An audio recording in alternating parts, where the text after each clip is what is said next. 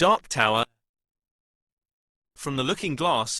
It was raining outside. The wind was playing with autumn leaves. There was no one left in the village. The local old men and women had long gone to the looking glass, and their children had scattered around the world. I came back there many years later. The garden was overgrown with impenetrable weeds. The house sagged, the paint peeled off, the porch was rotten. Having knocked down a small rusty lock, I hardly opened the creaky door and stepped inside. I was greeted by gloomy corridors with cobwebby shawls in the corners. The roof was leaking in some places, and the steady sound of the drops reminded me of the clock ticking on the wall, the clock that had stopped long before. I entered the room. There was a vase with dried wild flowers on the table, some paper and a pencil, a letter to nowhere on the windowsill, and a huge antique mirror in front of me. I approached it and took a deep breath. The mirror was the reason for my return. The curious round-faced moon, looking out in the window, watched me with interest, wondering whether I would place the candles correctly. And finally, illuminated by flickering lights, some shadows were already moving towards me along the mirror corridor. Fear? That was what I wanted. Only my fearful earthly self wasn't in a hurry to go beyond the line. It grabbed the vase and threw it into the mirror. A web of cracks spread across its surface. However, the mirror didn't shatter into pieces. The shadows continued to approach me slowly. The floorboards creaked. The figure of a man in black appeared in the mirror. He stood behind me. Turning around, I saw no one, but the man was still reflected in the mirror. "Why did you come here?" he asked in a completely calm voice.